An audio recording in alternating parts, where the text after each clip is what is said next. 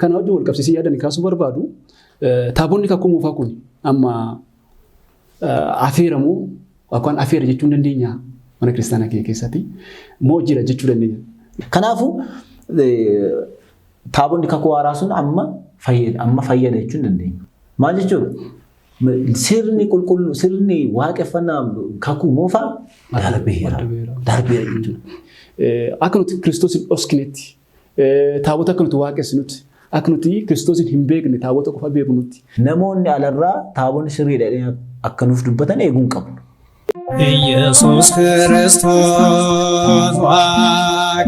waaqayyoodha jettee tawaayidoon wangeelaan nu barsiisa. Egaati keessumatti iyyuu waa'ee taabota kakuu moofaa fi kakuu haaraa akkaataa namaaf galuu fi akkaataa nuti hubachuu dandeenyutti nu kaastanii jirtu. Tariitii ani wanta itti dabaluu barbaadu dhimmoota kana wajjin wal qabsiise. Mana kiristaanaa keessatti yeroo baay'ee rakkoowwan uumaman ni jiru, dogoggoroonni uumaman ni jiru. Dhimma ala tolfamu yookaan immoo akkaataa taabonni tolfamu wajjin wal qabsiisee jechaadha. Keessumattuu maadhaan dogoggoroota ni argu namoonni yeroo adda addaatti namoota kan isaatti dogoggorsan keessaati. Bakkoota adda addaatti taabonni waaqarraa bu'ee kanaaf asii taabota waaqatti buuse jedhanii namoota yeroo isaatti dogoggorsan bakkoota adda addaatti yeroo isaan dogoggora uumanii fi kabaja taabotaallee hoggansan xiqqeessan ni mul'ata. Isa kana wajjin wal qabatee namoonni bakkee jiranis immoo yeroo isaan ittiin itti qoosan mana amantaa kanatti ittiin qoosan ni jiraata. Tariitii inni kun namoonni asumarraan akka isaan hubatanii darban wanta ni barbaadu. Taabonni jalqaba Waaqayyoo Museef kennee jira. Ergasii booda Museen akka inni hojjetu ajajee jira. Kakuu haaraa keessatti immoo taabonni akkamittiin akka inni hojjetamu akkamitti akka inni tolfamu seenaa mana kiristaanaa keenya keessatti kan Abune Gorgoriyoos kaasan sirriitti nu barsiistanii jirtu waan ta'eedhaaf isa kana namoonni hundumtiyyuu yaadota dogoggoraa akkasii yaadota namoonni dogoggoraan kaasan namoota ittiin dogoggorsan kanaan akka irraa of eeggatan asumarraan taabota wajjin qabsiisee dogoggora hedduu kan waan ta'eef dhaamsa dabarsuun barbaada. Kanaan alatti garaagarummaa taabota kakuu moofaaf kakuu haaraa gidduu jiru sirriitti gadi fageenyaan nuuf ibsanii jirtu akkaataan itti tolfamu akkaataa tajaajila isaa irratti kabaja isaa irratti kaastanii jirtu. Keessumattuu tajaajillis kabajni isaa kakuu haaraa keessatti moor akka inni ol ka'u akka inni guddatu kan taasise foon dhiiga Kiristoos wajjin waan ol qabateefidha. Dhimma sana wajjin waan ol qabateefidha kan inni kabajni isaas ta'e ulfinni isaas akkasumas tajaajilli isaa caalaatti akka inni addatti kakuu moofaa akka inni caalu sarara adda ta'e garaagarummaan akka inni uumamu kan taasise jechaadha. Egaa kana wajjin wal qabsiisnee keessumattiyyuu caqasa gara dhumaarratti kan qulqulluun Phaawulos barreesse wajjin kaasee yaadanii kaasuu barbaadu. Taabonni sun hanga duraa sanaa akka inni hin turree fi gadi bu'aa akka inni dhufe kan inni kaasu kakuu moofaa jechaadha. Qulqulluun Phaawulos kan inni kaasu. Ulfinni isaallee jechaadha. Darbaa akka inni dhufe kan inni kaasu. Kana wajjin wal qabsiisee yaadanii kaasuu barbaadu. Taabonni kakuu moofaa kun amma afeeramoo yookaan afeera jechuu hin dandeenya mana kiristaanaa keessatti moo jira jechuu dandeenya. Namoonni asumarraan akka ifa ta'uudhaaf yeroo baay'ee isa kana gaaffii kana caqasa kanallee kaasanii keessaan namoota baay'ee ittiin dogoggorsan waan ta'eedhaaf taabota kamtu hafe kan qulqulluu Phaawulos kan inni dubbataa jiru isa kamidha. Kanaaf isa kana maal jettu akkamittiin nuuf ibsitu kanuma wajjin wal qabsiisnee yaada yookaan immoo gaaffii akka dabalataatti kaasuu barbaadu. Yeroo baay'ee maal jedhu kakuu haaraa kana wajjin gaafa kaasan gaaffii hedduu keessumatti warreen shakkitoota irraa kan ka'u kakuu haaraa kana keessatti nuti Kiristoosin arganneera. Kiristoosin qabna. Kiristoosin erga qabaanneeti waa'ee taabotaa kaasuun yookaan waa'ee sirnoota kanaa kaasuun maaf barbaachise yeroo isaan jedhantu jira. Isa kana mee akkamittiin nuuf ibsitu gabaabsaati yaada ifaatee akka nuuf kennitan jedha. Hayyee gaaffii bareedaa kaastee. Egaa taabonni kakuu haaraa fi nuti waan nuti taabota jennuu fi kakuu moofaa keessa taabonni ture sun garaagarummaa qabu. Even wal fakkeenya maqaa qofa akka qaban fi Waaqayyo irraa akka dhufan. Kana alatti garaagarummaa guddaa akka qaban kaasneerra. Egaa akkas ta'ee taabonni kun afeeraa namni jedhu immoo jira akkuma isin kaastan gaaffii kana. Amma taabonni kakuu moofaa kun afeeraa gaaffii jedhu kana mee ol guddisnee kakuu moofaan afeeraa waan jedhutti osoo fooyyessine bareeda. Sana keessa wanti hubannu amma waa'ee taabotaa qofarrayyuu wantoota hedduu waan hubannuudhaaf. Kakuu moofaa fi haaraa duratti hamma ta'e kaasuu yaaleen ture. Kakuu moofaan afeeraa bara waanuma hafeef kakuu moofaa jenna. Garuu akkamitti hafe gaafa jennu maal jechuudha inni jedhu immoo hubatamuu qaba. Isa sana sirriitti hubachuun barbaachisa. Wanni guddaan isa waan ta'eef jechuudha. Kanaaf dhimma kakuu moofaaf kakuu haaraa kana yoo beekne taabonni kakuu moofaa sun irra jiramoo hin jiru, affeeramoo hin hafne, fayyadamoo fayyadu waan jedhu kun gaaffii salphaa ta'a jechuudha. Salphaatti deebisuu dandeenya. Kanaaf egaa kakuu moofaanis kakuu haaraanis Kiristoosiin barreeffame. Dhimmi kakuu moofaaf haaraa kun dhimma fayyina dhala namaa wajjin wal qabata. Waa biraa miti baay'ee. Otoo addaamiin kufne ta'e koo kakuu moofaa kakuu haaraa wanneen kun hin turre bara. So kakuu moofaa kan jennee fi kakuu moofaan suni lamaan isaanii Kiristoosiin lallabanneerra. Lamaan isaanii Kiristoosiif barreeffaman jenneerra. Garuu akkaataa isaanitti Kiristoosiin lallaban garaagarummaa guddaa qaba ture. Kakuu moofaa keessattis tajaajilli kakuu moofaa keessa ture. Hundisaa wanti barreeffamu hundisaa Kiristoos akka dhalatu xiyyeeffateeti kan inni hojjetamaa ture. Kiristoos gara fuulduraatti ilma Waaqayyoo akka mul'atu ni mul'ata. Koottu dhaladhu gadi bu'i jedhanii kadhannaa raayyotaan illee akkas ture. Mitire sirni amma nuti kakuu moofaa sana keessatti wanti kun akkasitti hojjetamu, warqii haa dibamu, kutaan kun akkasaa ta'u, sun akkasaa ta'u jennu kun hundisaa waan Kiristoos dhufee yeroon isaa ga'utti waan hojjetu sanaaf gaaddidduu ture jechuudha. Hundi isaanii hiika mataa isaanii qabu. Fakkeenyaaf aarsaawwan shammoo jaatu jiru. Isaan hundi isaanii kakuu haaraa keessatti akkamitti hiikamu? Meeshaan sun tokko tokkoon ishee kakuu haaraa keessatti akkamitti hiikamti? Waan jedhu hubachuun nurraa eegama malee lamaanuu Kiristoos lallaban. Hennaa isaan lallabanidha wanni guddaan. Hennaa fakkeenyaaf kakuu haaraan kakuu moofaan hennaa fuulduraa fayyadameetu yookaan fuuchar teensi kan jennu fayyadameetu Kiristoos lallabe. Maal jechuudha? Kiristoos ilma Waaqayyoo ni dhalata. Akkas kabajni isaa akkas dubrooraa ni dhalata.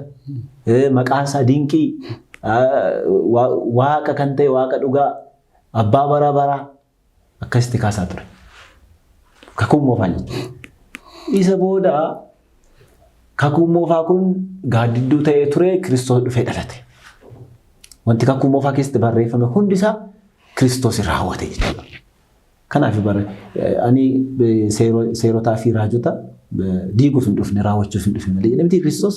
Kanaaf wanni hundi waa'ee isaa akka barreeffamaa ture jechuudha. Kan inni ibsu kun karaa deemtoota Emaus yaadattaa isaan yeroo inni kitaabolee kakuu moofaa kan kitaabolee waa'ee isaa barreeffaman nu hiikaa ture lapheen nu gubachaa turedhaan bara. Gaafa waa'ee Kiristoos kakuu moofaa keessatti akkamitti akka inni dubbatame gaafa ilaaltu lapheen si gubata baay'ee. Kanarratti hayyoonni kakuu haaraa jiru. Kitaabolee kakuu haaraa jiru. Hayyoonni kan hiikan jechuudha. Yeroo isaan Kiristoosiin kitaabolee kakuu moofaa keessatti akkamitti akka mul'ate gaafa kaasan sirrumayyuu waan laphee nama guba. Guyyaa sana akkoo karaa deemtonni Emaus kan laphee gubatan sanaaf. So lamaanuu Kiristoosiif barreeffameera. Kaayyoo biraan qabani. Gidduu galeessi isaanii Kiristoos jechuudha. Garaagarummaan jiru garuu akkaataatti lallaban jenneera. Kanaafuu egaa amma kakuu moofaa keessatti fakkeenyaaf Kiristoosiin argineerra jenneerra. Kiristoosiin argineerra gaadidduudhaan jechuudha kakuu moofaa keessatti. Fakkeenyaaf ibsaan sun Kiristoos ture. Harki wanni dhiqatanii ol seenan sun yeroo sana amma cuuphaa ture. Cuuphaa Kiristoos mucummaa akkatti argannuuf nuuf kenna. Aarsaan beeladootaa sun, aarsaan hoolaa sun Kiristoos isa aarsaa ta'ee dhiyaatuuf gaadidduu ture. Kiristoos waan keessatti mul'anne qabu. Ixaanni sun Kiristoos ture. Urgaa isaatiin hundumaa lubbuu hunda gara fayyinaatti kan harkise Kiristoos ture. Ixaanni sun argite Kiristoos amma ixaanni kakuu moofaa keessaa sun Kiristoos inni ixaana ta'e inni urgaa isaatiin namoota hunda gara jireenyaatti waamu ni dhalata jedhee lallabaa ture ixaanni sun. Ixaanni inni irraa maal jedha beektaa? Kiristoos inni urgaa isaatiin lubbuuwwan ofitti harkisu. Inni lubbuuwwan fayyinaaf ofitti harkisu sun dhalateeraa ittiin jiraadhaa ittiin jireenya keessan qajeelchaa jechaa jira. Garaagarummaa isaa maali? Akkaataa itti lallabedha malee lamaanuu Kiristoosiin lallabeedha. Ixaanni kakuu moofaas kakuu haaraas. Akkasi. Kanaafuu taabonni kakuu haaraa sun amma fayyada jechuun dandeenya. Isa kana qulqulluun Phaawulos waan inni kaasee hin dubbisna. Kallattumaan jechuudha. Ibroota boqonnaa 9 lakkoofsa 4 irratti. Achi keessa immoo iddoo aarsaa isa warqee irraa hojjetamee ixaanni itti aarfamu Akkasumas saanduqa guutummaan isaa warqeedhaan uwwifamtetu jira jedha dunkaana sana keessa. Leemmatii warqee inni mannaa baatu. Ishee kana abboonni keenya haadha keenyatti fakkeessu miti mannaan sun Kiristoos ture. Samiirraa bu'e mannaa sana garuu mannaan sun gonkan ture. Inni gonkaa Kiristoos ture jechuudha. Mannaan yookaan leemmaatiin warqee inni mannaa baatu. Uleen Aaroon isheen laliste. Isheen kun haadha keenyatti fakkeeffamti. Otoo sanyiin dhiiraa malee ulfaa'uushii jechuudha. Isheen laliste akkasuma xillaatiiwwan yookaan gabateewwan dhagaa lamaan warri abboommiiwwan irratti barreeffaman saanduqa sana keessa hin kaa'amu jedha. Duratti kaasneerra. Kana qulqulluun Phaawulos kakuu haaraatti dubbachaa jira Ibrootaaf, hundaan warra Israa'eliif dubbachaa jira jechuudha Ayuudiif. Kiruubeen ulfina lamaan isa irraan teessoo araaraa golboobanii jiru turanii jedha. Waa'ee wanta kana hundumaa tokkoon dubbachuuf garuu yeroo isaa miti. Amma yeroo isaa miti jettu kana wanni guddaan qulqulluun Phaawulos kaasuu barbaada. Phaawulos dubbachaa jira garuu yeroo isaa miti jedhe. Nutis dubbachaa jirra. Kitaabni qulqulluun barreeffameera. Yeroo isaa miti jedhe. Isaan amma darbaniiru. Akka kaleessaa isa nuti akka kaleessaa kunoo meeshaalee sirna qulqullummaa sanaaf filataman fayyadamnee Kiristoos gara fuulduraatti hin dhalata hin jennu kun hafeera. Yeroo isaa miti. Lubummaan kaleessaa hafeera. Guyyaa Kiristoos fannifame sana hangafi lubichaa waan inni godhe argite wayyaasaa tarsaaseera bara. Sun amma inni tarii aaree gochuu danda'a. Garuu lubummaan kakuu moofaa darbuu isaati. Golgaan mana kiristiyaanaa bakka lamatti qodameera. Maal jechuudha? Sirni waaqeffannaa kakuu moofaa darbeera jechuudha. Maaliif aarsaawwan sana wajjin darbe? Aarsaawwan hin fayyadne gaafa jennu isaan haqa cubbuu isa dhugaa kennuu hin dandeenye jechuu keenya malee Waaqayyo isaan itti fayyadameera yeroo isaatti barra. Yeroo isaatti waa'ee isaa lallabuuf waa'ee isaa gara fuulduraatti mul'atu lallabuudhaaf itti fayyadameera.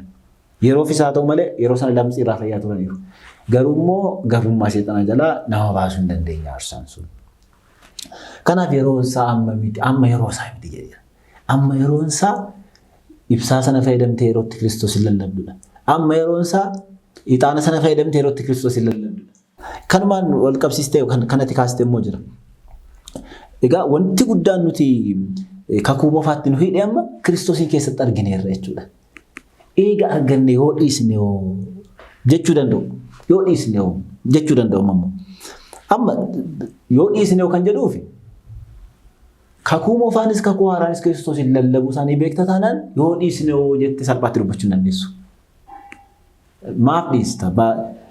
Yoo dhiisne rakkoo maal qaba jechuurra? Yoo fayyadamne rakkoo maal qaba? Yoo jettee salphata baay'ee. Dirqamas miti bara amma sirna waaqeffannaatiin akkuma inni kiristaana garaagarummaa qabu. Hundi isaanii waan qabaniin Kiristoosiin lallabaa jiru bara. Sirna waaqeffannaa mana kiristaana Ortodoksii Tawaahidoo Itoophiyaa kan kaanirraa addadha. Kanuma obboloota irraayyuu addadha. Kanuma doogimaatii wal fakkaatu irraayyuu addadha. Waan qabaniin Kiristoosiin lallabaa jiru jechuudha. Kanaaf akka yakkaatti lakkaa'amu dhiisuus hin dandeenyu jechuudha. Kiristoos maaliif karaa deemtoota Emaa'uus sanaaf waa'ee kakuu moofaa sana kaase? Otoo ofiisaa wajjin jiru ana jedhee koo waan baay'ee dubbachuu danda'a ture bara. Kanaaf nuti kakuu moofaa kan caqasnuuf waan sun amma hojiirra jira osoo hin taane hojiirra jiraatee osoo hin taane waa'ee Kiristoos ittiin lallabuudhaaf ammas taanaan jechuudha. Isa kana wajjin wal qabsiisee waa tokko kaasuun barbaada. Akkaataa nuti kitaabolee kakuu moofaa fi haaraa itti hubannu sirrachuu qaba jedhee kana yaade jechuudha. Amma kitaaboleen kakuu haaraa waan dhugaan nutti himaa jiru. Kitaaboleen kakuu moofaa gaaddidduudha inni irra. Nam tokko gaaddidduu moo waan dhugaa sana amanuu qaba. Waan dhugaa amanu. Ani amma gaaddidduu kee moo siin amanuu qaba. Siin amanuu qaba jechuudha waan dhugaa gaaddidduu kee irraa ati waan dhugaadha. Kakuu haaraan akkas. Amma kakuu haaraa keessatti wantoonni caqafaman deemanii wantoota kakuu moofaa keessatti caqafaman wajjin yeroo wal faalleessan argina. Yeroo sana wanti nu keessa dhufuu qabu ni jalqabaa inni dhugaan isa kakuu moofaa isa kakuu haaraa kan akka ta'e. Inni kakuu moofaa sun garuu akkamitti isa kakuu haaraa kana wajjin wal simachuu danda'a waan jedhu irratti immoo abboota gaafachuun barbaachisaadha. Warreen kitaaba kakuu moofaa sirriitti hiikanii kakuu haaraa akka fakkaatutti nu barsiisan jiru. Isaaniin gaafachuun barbaachisaadha malee akka waan wal faalleessutti yaaduun barbaachisaa miti. Akkaatuma nuti kitaaboleetti dubbisnu kakuu haaraarra gara kakuu moofaatti ta'uu qaba. Si galeemi? Yeroo dhufe kakuu moofaarraa gara haaraatti dhufe. Nuti garuu har'a dubbisuu kan qabnu kakuu haaraarraa gara kakuu moofaatti. Dura gaaddidduu isaanii bira gahee ture amma qaamni isaanii bira gahee ture. Amma qaama isaarra gara gaaddidduu isaatti. Lakka gaaddidduu sun akka jechaa ture. Lakka gaaddidduu sanarratti wanti ani addan baafanni suni akkasidha ture. Amma laatti. Gaaddidduu keessatti namni bifa kee argu. Gaafa si argu immoo bifa kee arga. Gaaddidduu isaarratti bifa isaa inni addan baafanni suni lakka bifa isaa kana fakkaata. Jettee dubbista bara alma kana dubbista. Lakka Hoolichi inni Israa'eloonni dhiiga isaa mana isaaniitti dibatanii Gibxirraa bilisaanii Kiristoos tureen akka dhagaa kattaan sun Kiristoos tureedha qulqulluun Phaawulos. Kattaan sun Kiristoos tureedha. Kattaan bishaan irraa dhugan sun Kiristoos tureedha. Bilite kakuu moofaatiin akkamitti akka Kiristoos tureedha. Kanaafuu kitaabolee magaafoo godhan walumaa galatti kakuu moofaa faana gaafoo akkasumatti qabnaadha. Waa'ee kitaabotaas kan wajjin wal fakkaata jechuu barbaadeen. Asirratti wanni kaasuu barbaadu walumaa galatti kitaabonni kakuu haaraa kakuu moofaa kitaabonni garuu kadhannaan kakuu moofaa hafee nama kadhannaan hafee jedhama. Amma namni waa'ee kadhannaa irratti falmii taasisu kitaabota irratti falmii taasisu. Fakkeenyaaf kadhannaan kun raajoonni taasisan jedhu kootu bu'ii dhaladhu jedhanii har'a amma kadhannaa sana kadhachuu dandeessaa? Hin dandeessu. Darbeera akkasii.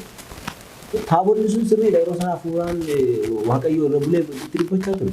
Har'a akkatti yaaduu hin dandeenyu taabonni. Qaamaan gidduu keenyatti kan irratti mul'atu taabonni sun. Kanaafuu akkuma kadhannaan kakuu moofaa keessa hafee jiru kadhannaan kakuu maannoo taabonni kakuu moofaas hafee garuu taabonni garuu diinaas ni jedha. Fakkeenya Ibroota 13:10 irratti qulqulluun Phaawulos maal jedha? Nuyi iddoo aarsaa jedha.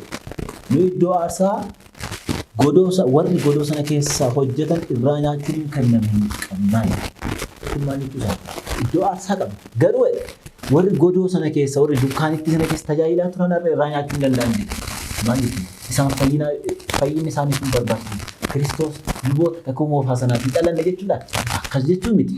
Sirni sun yookaan kennaan lubummaa inni sun har'a hin danda'amu. Har'a yoo dhufan isaan irra deebi'anii cuubaman amma bara Abrahaam osoo dhufe yookaan luba hangafa lubootaa keessa kakuu moofaa keessa Aroon osoo dhufe har'a bara kan inni Kiristoos wajjin tokko ta'uu danda'u cuubamee fooniif dhiiga Kiristoos fudhate. Lubni sun jechuudha. Because yeroon sun darbeera. Gaaddidduu ta'e waan darbeef jechuudha. Kanaafuu haala kanaan yoo hubanne taabonni kakuu moofaa akka hafe taabota waan jedhamu konseptiin sun garuu har'allee akka jiru hubachuu dandeenya jechuudha. Isin tajaajila aarsaa wajjin qofa wal qabsiisuu hin qabnu immoo taabota kakuu moofaa sana irra caalaa faayidaan isaayyuu waaqayyo hafuuraan irra bulee isaatti dubbachaa ture. Taabota kakuu haaraa gaafa hin jiru hafuuraan qofa miti qaamaan gidduu keenya jira. Foonsaa foon dhugaa dhiigasaa dhugaa ta'e gidduu keenyatti mul'ata jechuudha taabota sana. Egaa barsiisaa keenya guddaa galatama yaadota bal'aadhaaf faate nuuf kaastanii jirtu dhimmoota kanaa wajjin wal qabsiisee jechaadha. Keessumatti iyyuu taabonni kakuu moofaa sun amma afeera akka jedhurratti nuuf kaastanii jirtu afeera jettanii jirtu. Haa ta'uti garuu taabonni hin hamne kakuu haaraa keessattis itti fayyadamaa jira. Dhimmoota aarsaa wajjin wal qabsiisnee keessumattuu bakka aarsaadha waan ta'eedhaaf. Isa kana wajjin wal qabsiisnee gooftaan keenya Yesuus Kiristoos jecha dubbatee darbanii kaa'u wangeela Maatewos boqonnaa 5:17 irratti jecha inni dubbate keessaa inni tokko maal jedha? Ani seeraa fi raajota hambisuuf dhufe osoo hin taane jabeessuuf hin dhufe jedhe kan inni kaasee dubbatee jiru jechaadha. Kanaaf egaati asirratti wanta nuti hubannu wantoonni kakuu moofaa keessa jiran hundumtiyyuu afaniyyuu jechuu hin dandeenyu yookaan wantoonni kakuu moofaa keessa jiran hundumtiyyuu kakuu haaraattis darbaniiru jechuu hin dandeenyu. Isinis immoo jalqaba irrattis yaada sana kaastanitti waan ta'eedhaaf kanaaf akka goolaba walii galaatti as keessatti wanta nuti hubannu taabonni kakuu moofaa afeera garuu taabonni mana kiristaanaa keenya keessatti hin hafne itti fayyadamaa jira dhimma bahaa jirra. Isa kana immoo keessumatti iyyuu akka hundaafis ifa ta'uudhaaf taabonni kun kakuu haaraa keessa jiraachuusaa kitaabni qulqulluun maal jedha? Kitaaba qulqulluu jiru bira qabne yoo madaalle kakuu haaraa kana keessatti taabonni jiraachuunsaa kitaabni qulqulluu maal jedha? Yoo jiraate fayyina keenya keessatti gahee akkamii qaba keessumatti kakuu haaraa keessatti taabonni kun keessumatti wantoonni mana kiristaanaa keessatti raawwataman hundi isaanii sababa mataa isaanii qabu tokkoon isaaniis immoo kaayyoos ni qabu kaayyoon isaanii inni guddaan hundumtuu tokko Kiristoosin lallabuudha Kiristoosin lallabu taanaan immoo namoota gara Kiristoositti fidaa jiru jechaadha karaa biraatiin kanaaf kitaaba qulqulluu keessatti ka'ee jira yoo ta'e dhimma fayyina keenya wajjin akkamitti nu itti qabnee ilaalla taabotaaf Kiristoosin akkamiin waliin qabnee ilaaluu dandeenya dhimmoota kana Kiristoosin ni lallaba yeroo baay'ee dhimma kana irratti yaada isaan kaasanii akka nuti Kiristoosin dhoskinetti taabota akka nuti waaqessinutti akka nuti Kiristoosin hin beekne taabota qofa beeknutti yeroo itti kaasantu jira waan ta'eedhaaf taabonni fi Kiristoosin akkamitti wal bira qabnee ilaaluu dandeenya akkamitti hubachuu dandeenya karaa biraatiin immoo kiristaanotaaf taabota walitti dhufeenya akkamii akka isaan qaban isaan kana gabaabinaan osoo nuuf kaastan jechuun barbaada galatooma. Gaaffii bareedaadha. Egaa taabonni kakuu haaraa kan moofaa hafeera taabonni garuu immoo jira kakuu haaraa keessatti jettanii kanaaf ragaa maal qabnu jechuu dandeenya. Gaaffii maka'uu danda'u. Egaa taabonni kakuu haaraa aarsaa kakuu haaraa wal qabatanii aarsaan kakuu haaraa immoo dhiigaa fi foon Kiristoosidha. Kanaaf taabonni kakuu moofaa sun immoo aarsaa wajjin wal qabata. Amma aarsaan hin hafne bara. Aarsaan jijjiiramudha. Lubummaan jijjiiramudha. Lubummaan jira. Garuu eenyutu luba akka ta'e jijjiiramudha. Akka kaleessaa sana amma sanyii Leewwota qofa. Leewwota yookaan immoo warra sanyii hiddaaroo qofarraa dhalatan miti. Har'a hangafni lubootaa Kiristoos. Hangafni lubootaa Kiristoos luboota warreen immoo jalatti hunduma keessaa namni amane namni ergama sanaaf waaqayyo jaallate filachuu danda'a jechuudha. Kanaafuu eega warri sun hafan osoo hin taane akkaataa aarsaa kakuu haaraa kana wajjin deemutti eega har'allee jiraatan ta'e taabonnis immoo dhimma itti hafuuf hin qabu jechuudha. Dhimma itti hafuuf hin qabu. Kanaaf kitaaba qulqulluutti wanti barreeffame jira kan hojii wal qabate. Mee Isaayyaas irraa eegamee Isaayyaas kakuu moofaa keessatti dubbatame. Dhimmi aarsaa kun akka kakuu haaraa keessatti itti fufu Isaayyaas dursee waan dubbate qaba. Kanaaf boonni kaasan jechuudha. Kanaaf Isaayyaas kakuu haaraa kakuu moofaa keessatti kaaseera. Waa'ee aarsaa kakuu haaraa kana jechuudha. Aarsaa wajjin immoo iddoon aarsaa ka'a waan ta'eef taabota kan jennu iddoo aarsaati. Maal jedhaa Isaayyaas boqonnaa 19 lakkoofsa 19 irratti guyyaa sanatti Waaqayyoof lafa Gibxitti iddoon aarsaa daangaawwan ishee irrattis utubaan ni dhaabamaafi jedha. Ingiliffaa isaatiin iddoo aarsaa kan jennu kana altar jedha. Amma taabota kakuu haaraa kan jennu nutis iddoo aarsaati. Iddoo aarsaan itti dhiyaatu jechuudha. Aarsaa dhugaa kan ta'e fooniif dhiiga Kiristoos. Gibxitti jedhama. Gibxi biyya Ormootaa turte malee Israa'eliin ture yeroo sanatti. Yeroo Isaayyaas turetti. Garuu Gibxitti gaafa jedhu isa kakuu haaraa dubbachaa jiraachuusa. Isa har'a kiristiyaanonni Gibxi keessatti aarsaa kana dhiyeessan dubbachuusa ifadha jechuudha. Gara kakuu haaraatti gaafa dhufnu qulqulluun Phaawulos Ibrootaaf dubbateera. Egaa yeroo baay'ee waa'ee sirna kakuu moofaa kana Ibrootaaf kan baay'isu maaliif seete qulqulluun Phaawulos? Ibroonni isaan rakkiseera. Kakuu moofaa kana keessaa kakuu haaraatti ce'uun qormaata isaanitti waan ta'eef akkamitti akka kakuu haaraaf kakuu moofaa wal qabataa ta'e isaan hubachiisuuf inni Ibroota irratti yeroo baay'ee waa'ee kakuu haaraa kakuu moofaa kana kaasu jechuudha. Maal jedha Ibroota boqonnaa 19 lakkoofsa 10 irratti immoo nuyi iddoo aarsaa yookaan miswaa kan jennu altaar kan jennu jechuudha. Iddoo aarsaa warri godoo yookaan dunkaana sana keessa hojjetan irraa nyaachuun hin kennaminiif qabnaa jedha. Warri kaleessa warri godoo sana keessa hojjetan luboonni kakuu moofaa irraa nyaachuu hin dandeenye fi irraa tajaajiluu hin dandeenye iddoo aarsaa qabnaa jedha. Sana jechuun maal jechuudha? Bakka itti foonii fi dhiiga Kiristoos hirmaatan nyaatan sana jechuudha. Inni biraan qulqulluun Phaawulos kan dubbate nan dabala. Tokkoffaa Qorontos boqonnaa 20 lakkoofsa 21 irratti xoofoo gooftaa fi xoofoo hafuurawwan xuraa'oo irraa dhuguu hin dandeessan. Maaddii gooftaa irraa akkasumas maaddii hafuurota hamoo irraa hirmaachuu hin dandeessan jedha.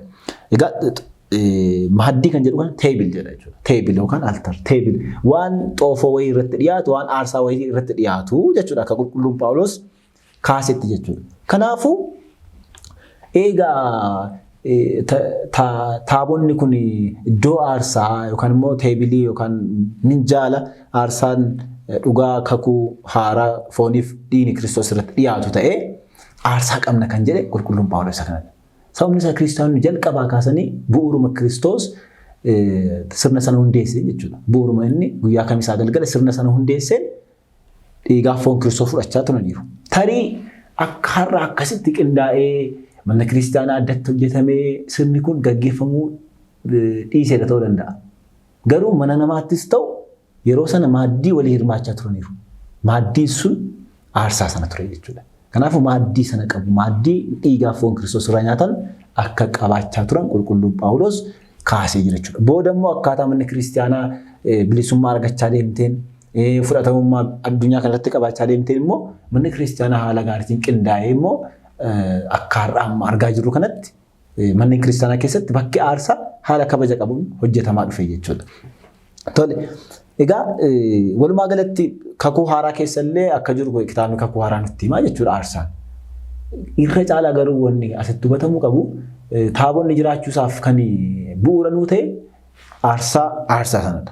Aarsaa dhiigaa foon Kiristoos sanaaf bu'uura kan nuuf ta'e. Amma walumaa galatti manni kiristaanaa taabota kakuu haaraa kana kan qabaatteef yookaan immoo sirna waaqeffannaa kakuu haaraa kana kan qabaatteef waan mana kiristaanaa ishee dhugaa taateefidha. Malee faallaa kana waan taabota qabaatteef mana kiristaanaa dhugaadha jechuun dandeenyu baay'ee. Namoonni tokko tokko har'a mana kiristaanaa dhugaa ta'uu ishee taabota qabaachuu isheetiin namoonni madaalan jiru. Miti mana kiristaanaa dhugaa waan taateef kan isheen taabota qabaatte. Haaluma nuti itti kiristaanummaa hubannu tartiiba isaa kan eeggate miti takka takka. Kiristaanummaa eessarraa ka'uu qaba? Kiristoosiin hubachuu fi beekuurraa achi jalqabeeti. Beektee itti amanuu amantee jecha isaan jiraachuu achirraa jalqaba barra. Mana kiristaanaa Kiristoositti amanteeti qaama Kiristoosidha. Qaama Kiristoos ta'uu isheeti kan isheen amma sirna waaqeffannaa har'a gaggeessaa jirtu kana akka qabaattu kan ishee taasise. Dhugummaa mana kiristaanaa inni jalqabaas immoo kan mirkanaa'u qabu kan madaalamuu qabu Kiristoositti amanuu fi amanuu dhiisuu isheetiin. Kiristoosin lallabuuf lallabuu dhiisuu isheetiin malee sirna waaqeffannaa isheen agarsiistu kanaan ta'uu hin qabu. Namootatti gaafa himnus akkas ta'uu qaba malee sirnoota waaqeffannaa sasalphaa kan irra keessa mul'atan kan bu'uurri isaanii Kiristoos irra dhaabbatan kana akka ragaa dhugaa mana kiristaanaa mirkaneessutti fayyadamuu hin qabnu jechuu barbaade. Kanaafuu egaa manni kiristaanaa Kiristoos amantii yoo ta'e Kiristoosiin jiraatti yoo ta'e jecha isaatti amantii yoo ta'e inni waa'ee fooniif dhiiga isaa Yohaannis boqonnaa 6 irratti dubbatee jira lakkoofsa 54 irratti jechuudha. Eenyullee foon koo kan nyaatu dhiiga koo kan dhugu jireenya bara baraa qaba. Anis guyyaa isa dhumaatti du'arraa nan isa kaasa. Foon koo dhuguma nyaata. Dhiigni koo dhuguma dhugaatiidha. Foon koo kan nyaatu dhiiga koo kan dhugu ana keessa jiraata. Anis isa keessa jiraadha. Kanaafuu nuti tokko kan taanu fooniif dhiiga Kiristoos fudhachuudhaan tokko kan taanu. Taabonni keenya immoo fooniif dhiiga Kiristoos wajjin wal qabataa jechuudha. Kanaaf achirraa ka'uu qabacha amma yeroo baay'ee alarraa gaaffiin dhufu taabonni sirrii miti jedha. Nuti qaamota ala jiran wajjin lolli keenya taabota irratti miti. Taabota irratti miti bar. Dhimma Kiristoos wajjin. Dhimma Kiristoos. Taabonni keenya eenyurra dhaabbate? Kiristoos irra dhaabbate. Sirni waaqeffannaa keenya hundi isaa Kiristoos irra dhaabbate. So Kiristoos irratti waliin galtee taanaan ati waan sirnoota waaqeffannaa irratti walii gallettee yaadda. Kana eeguus hin qabu. Kitaaba qulqulluu irratti firii isaanirraa isaan beektu jedhameera. Yookaan immoo eenyummaa tokko qaama wayii tokko kan beektu firii isaarraati. Wayiniin wayinii ta'uu isaa kan beektu wanni guddatee wayinii buuseef malee waanuma wayinii fakkaateef miti wanti wayinii fakkaatu baay'ee jira. Firii ati wayinii irraa qoraattiin funaanan qoraattii irraas immoo wayinii funaanan jedha kitaabni qulqulluu mataa isaatii. Kanaaf nutis immoo eenyurraa waa'ee taabotaa akka dhaga'uu qabnu adda baafachuun barbaachisaadha. Namoonni alarraa taabonni sirriidha akka nuuf dubbatan eeguun qabnu. Garuu jalqaba Kiristoos irratti walii galleennaan rakkoon qabu sun. Wanni isa booda jiru baay'ee wal nama dhabsiisu. Maaliif kan irra dhaabbanne Kiristoos waan ta'eef jechuudha. So hariiroo inni Kiristoos wajjin qabu kaastee jirtas gaaffii kee irratti. Hidhanni isaanii guddaan Kiristoosiif kiristaanota wajjin taabonni kun akkas taanaan. Maaliif hidhanni kiristaanota Kiristoos wajjinidha. Taabonni kun immoo Kiristoos wajjin walitti hidhameera. Dhimma Kiristoos wajjin dhimma aarsaa sana wajjin walitti hidhameera jechuudha. Kanaaf Kiristoos wajjin akkamitti taabonni walitti hidhameera jechuu dandeenya kan jedhuufi tokko akkaataa itti hojjetamu ilaallee ture duratti. Akkamitti hojjetama jenna. Maqaan Alfaa Omeegaa jedhu maqaan Kiristoos irratti barreeffama inneera. Inni ani Alfaa Omeegaadhas kan jalqabaa kan xumuraadhas jedheera. Maqaan isaa inni kabaja qabu kun irratti barreeffamee jira. Maqaan ulfinaasaa jechuudha. Ati waan Kiristoosiif fo'amee maqaan isaa kabajaaf irratti barreeffame xaa'ootiidha jechuu dandeessa. Tokko kan. Lammaffaaf inni ijoo immoo taabonni Kiristoos wajjin akkamitti wal qabata akkamitti Kiristoosin lallaba kan jedhu immoo inni ijoon immoo fooniif dhiigni isaa kiristaanotaaf kan irratti dhiyaatu taabota sana irrattidha. Kanaafuu walitti dhufeenyi isaa seexana wajjinis miti, nama wajjinis miti, waan biraa wajjinis miti. Kiristoos isa mana kiristaanaa fi mataa kiristaanotaa ta'e wajjinidha. Kiristaanota wajjin akkamitti hariiroo qaba? Kiristaanonni Kiristoos wajjin tokkummaa kan qabaatan fayyinni isaanii kan raawwatu gaafa foonii fi dhiiga isa sanuuf jedhee qaraanoo irratti dhangala'e sana fudhatanii isa wajjin tokkummaa qabaatanidha. Inni immoo kan dhiyaatu maal irrattidha? Taabota irrattidha. Kanaaf kiristaanotaaf taabota jechuun xarabbeessaa yookaan immoo minjaala yookaan immoo gabatee isaan irraa nyaata jireenyaa nyaatan jechuudha bara isaaniif. Akkasi. Kanaafuu kiristaanota wajjin hariiroo akkasii qaba. Kiristoos wajjinis hariiroo akkasii qaba. Walumaa galatti walitti dhufeenyi isaa Kiristoos wajjin kiristaanota wajjin akka ta'e. Kiristaanota wajjin walitti dhufee jechuun fayyina keenya wajjin walitti dhufee jechuudha. Fayyina keenyaaf gahee hin qabu jechuun dandeenya. Fooniif dhiiga Kiristoos wajjin yoo tokko hin taane fayyina hin qabu. Fayyina keenya isa raawwatu. Kan fayyuu danda'us immoo isa foon koo nyaate dhiiga koo dhuge jedheera Kiristoos ofii isaatii. Kanaaf taabonni fayyina keenya wajjin haala kanaa wal qabata jechuu barbaadeen. Yaadota barbaachisuudhaaf bu'uura ta'an gaaffiiwwan kanaa irratti nuuf kennitanii jirtu keessumattuu kakuu haaraa keessatti taabota kakuu haaraa wajjin wal qabsiise kitaabni qulqulluu maal akka inni jedhu kitaabni qulqulluu akkamitti akka inni kaa'u nuuf ibsitanii jirtu. Ani immoo xiqqoo ishee wanta dabalee darbuu barbaada keessumattuu dhimmoota fayyina keenya wajjin wal qabatanii wajjin taabonni hariiroo akkamii qaba kan jedhurraa wajjin wal bira qabnee yoo ilaallu taabotaaf kiristaana akkasumas immoo taabotaaf Kiristoos. Wanti Kiristoos wajjin walitti dhufeenya qabu hundumtiyyuu kiristaanaa wajjin walitti dhufeenya qaba. Namoonni hedduun bakka isaan itti dogoggoranii fi iddoo isaan itti sararaatti bahanii waa tokko fageenya irratti ilaalaniiti. Hedduun isaanii immoo taabota fageenya irratti ilaalanii nuti akka taabota waaqessunutti kan isaan ilaalani. Haa ta'uutii garuu taabonni kun akkamittiin akka inni Kiristoosin lallabu hin beekani. Akkamitti akka inni Kiristoosin dhugaa bahaa jiru wallaaluu isaaniirra kan keedhama isaan akka nuti taabota waaqessunutti kan isaan ilaalanii jechaadha. Haa ta'uutii garuu taabonni kun kan irratti barreeffamee jiru Alfaaf Omeegaa jedha. Alfaaf Omeegaa jechuun Kiristoosidha bara. Jalqabas xumuras kan hin qabne Kiristoosidha. Addunyaa kana irratti. Qaamni kamiyyuu jalqabaa fi xumura qaba jechaadha. Garuu jalqabaa fi xumura hin qabne Kiristoos. Kanaaf eenyu lallabaa jira Kiristoosin. Kiristoos isa jalqabaa fi xumura hin qabne jedha. Eenyu taabonni. Lammaffaan immoo fooniif dhiigni Kiristoos irratti dhiyaata. Bakka aarsaadha. Kun moo akka taabonni kun Kiristoos wajjin walitti dhufu taasise. Asumarraan duraan namoota hedduu kana walii hin dha'u dubbiin ijoo tokko ni jirti. Taabonni kakuu haaraa xillaatiin kakuu moofaa irratti jechaadha. Abboommeen kun irratti barreeffame. Even kakuu haaraa keessatti illee namoonni waggaa deebisanii taabota irraa kan jiru abboommeen kurnaa'edha jedhaniiti kan isaan kaasan jechaadha. Iddoo hedduutti namoonni kan isaan ittiin dogoggoran. Haa ta'uutii garuu kun garaagarummaa taabota kakuu moofaa kakuu haaraa keessa tokko kan ta'e taabonni kakuu moofaa irratti yookaan xillaatti kakuu moofaa irratti kan barraa'e abboommi kurnaa'edha. Kan kakuu haaraa irratti garuu Alfaaf Omeegaa yookaan maqaa Kiristoosidha. Kun garaagarummaa cimaa jira. Garaagarummaa guddaa qabaa jira. Kanaaf akkiitti akka namoonni akka sirriidha. Kanarratti faarfannaa wayii dhaggeeffadhee ture. Faarfannaa yaadni isaa maalidha? Taabota irratti har'allee kakuu abboommiin kurnan akka barreeffamee jirutti namoonni akka barreeffamee jiru jechuudha. Kanaaf waan guddaadha kun waan namni hubachuu qabudha. Ilaali. Dhaqee haga faarfannaan keenyillee waan sana lallabuutti gahuu jechuun waan salphaatti ilaalamuu hin qabnedha. Sirriimadha. Kanaaf amma asirratti egaa wanti nuti hubannu namoota bakkee osoo hin taane mana kiristaanaan ala jiran qofa osoo hin taane namoonni mana kiristaanaa keessa jiran even sadarkaa tajaajilummaa irra jiranillee akka isaan itti dogoggoranii jiranidha. Kanaaf Kiristoosiif taabonni ala kanaan yoo itti dhiyaatan kiristaanota wajjin immoo kan itti fide dhimma fayyina keenya wajjin kan itti fide waa'ee fooniif dhiiga Kiristoosidha. Fooniif dhiigni Kiristoos kan irratti kabajamu kan irratti dhiyaatu taabota irrattidha. Maaddiidha gabateedha waan ta'eedhaaf maaddii irratti dhiyaatudha waan ta'eef sanaaf kabajamu kun fayyina keenya wajjin kan nuti irraa simannu kan nuti irraa jireenya kana argannudha waan ta'eef karaa sanaan kan inni walitti dhiyaatu.